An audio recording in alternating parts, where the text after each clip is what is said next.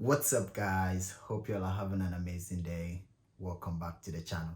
Now, before we talk about anything in this video, I know you've seen the title, you've seen the thumbnail, but before we talk about anything in this video, take a look at this footage.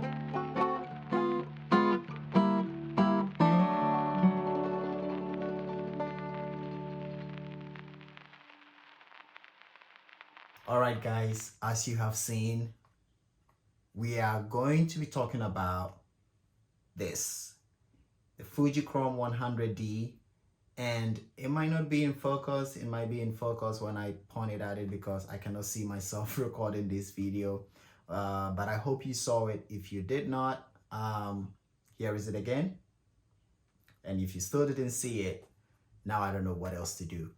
But I am blown away by something that happened. Now, before you say, but we thought you said you wouldn't shoot a spy film anymore, you are before you start calling me names in the comments, let me explain. I know I have said it on this channel that I was never going to shoot a spy film anymore, especially spied slide films. Sometime 2 weeks ago, I can't remember exactly when, but I mentioned on this channel that I am taking submission for donations of films. I've said it on my Instagram stories. I said it on Clubhouse, and in the Clubhouse, whilst I was talking about it, somebody that was in there that I am so ashamed that I cannot remember their name now. I have tried going through my Instagram DMs trying to find them, but since this person is not somebody I talk to on the regular, I cannot remember their name.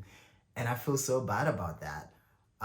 But they mentioned that they have a lot of films that they would like to give to me, if I'll be interested. And to be honest with you, when he made me that offer, as much as I really did appreciated it, I turned it down, because one, I have, like I said, I have said that I wouldn't want to shoot a spy film anymore because I've never had any good results with them. So the moderator of the room, which is Chris, called me out and he said, hey, you know, just accept this, try it again and see. And it was a little bit awkward in the room. I felt really, like I said, I felt really, really bad for the kind of situation that happened. So I went ahead and DM'd the guy, like left Clubhouse where I was still listening, but you could still be on Instagram or anywhere on, you can still be on your phone even if you're on Clubhouse listening. I went into his DMs and I told him I'm really sorry that I had to say that. I explained to him the reason why, and I still said I will accept the film if he will still send it out to me.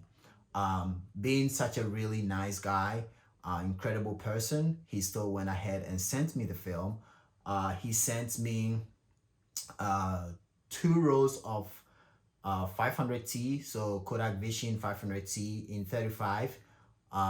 He sent me this FUJICHROME, 2 other Fujifilm. No, one is Konica 160. I could be wrong. I think one is Konica 160, one another Fuji film, but those ones were Seafood one. So the only slide film that was included was this, which was expired in 1993. Now let that sink in. Expired 1993, which is about 28 years ago. Now you could say, dude, people have been shooting film that were expired way longer than this, so why are you exaggerating this? I'm not exaggerating. It's just that to me, it sounds crazy, the fact that these photos turned out, because again, not only the film has been expired 28 years ago, the chemicals that I developed with has been mixed and sitting. I have already, prior to developing this film, I had developed 7 rolls of film and it's been sitting for 7 or more months. So not only the film being expired, the chemicals that I developed it with has also been sitting, and you could say also expired more than 7 months. So honestly, coming into this video, even coming to develop this film, when I shot it outside and coming home, I had no hopes. I love the photos that I thought I had created, and I even said to my wife, because she was with me, we went out for a really nice day and just walking around, and I didn't even think about making a video, but I thought about it and I decided to. And I told her, if these don't turn out, I will definitely come back again to the same location and remake all the photos that I had taken. But yeah, both of us were blown away. Whilst I was developing it, I was live on Clubhouse with the guys. I told them that I was about to develop it, and that I asked if anybody had any tips and tricks and help for me to get this right. And one thing, I ended up exposing it at 25 ISO. So it is a 100 speed film, daylight balance film, but I ended up rating it at 25, which is that golden rule or ratio that people have it out there, that if you are shooting a film and it's expired more than a decade, you add or you take off 1 stop. I could be wrong either way. So it's been expired 28 years, which is equivalent to, I would say, 2.5 stops. But from 100 to 50 is 1 stop. From 50 to 25 is another stop. So I went down 2 stops, which maybe you might say it wasn't necessary, or if it is necessary, I don't know. I just did that and it came out my photos was slightly overexposed, which is something that I've also learned. Well, I already knew, but whilst I was on the field, I didn't apply it, which was something that I should have done, which I deserve a whoop for that. That was so unnecessary. But I should have remembered that to always expose for the highlights when I'm shooting slide film. For negative film, you know, it's out there that it's okay to expose for the shadows. So even if the highlights blow out, you can still retain the details in it. But with slide film, it's the opposite. So slide film is mostly like a digital sensor where you expose for the highlights and then you can bring back the shadows if the exposure isn't right. But yeah, I didn't do that. So my photos were slightly overexposed, but with the help of Photoshop and Lightroom, I was able to fix them. As far as color cast, I don't think I had that much. If you can see from the negative how good this look, and then obviously once you scan, because you are going from analog to digital, there's going to be, I don't know the science behind it, but there's going to be slight difference. So I was able to adjust that in post, and the photos turned out really, really great than I anticipated. So all that I'm trying to say is I was blown away. I was going into this with no expectations, nothing. I was like, if it turns out, great. If it doesn't, great, you know. But it's a win for me at this point, and I'm so glad that I did. I'm so glad that I accepted the offer, because it was fun doing this. I'm not somebody who would like to experiment with the photos that I make. I really don't like that, because again, every photo counts for me. And I know there are some people who specifically go out there. I needed that photo back. This is one of the photos and you guys have seen it, but I am not that kind of person that experiment with my photos. So yeah, even though it's not an experiment in this, because almost all of the photos, I love them and I could use them if I want. And I'm very happy with it. So that being said, I am open again if you have expired film, and especially if they are stored properly, if you know that they are stored properly. Yeah, I'm glad to take them, because it was fun doing this. It was fun shooting with this. Did I like the fact that I knew it was expired and I was still gonna shoot it? No, but it was fun. So I'm kind of like swallowing my own words here, but you get a point of what I'm trying to say. And if you don't, I don't know how else I will be able to explain it to you. But yeah, turned out 1993 expired, 7 months old chemicals, and I still have them. I haven't dumped them. I still have it, and I'm going to continue developing with that chemicals until I've got to like 15, and then I'll stop, because it's between like 10 and 15 they say you can develop with the ACES kit that I had.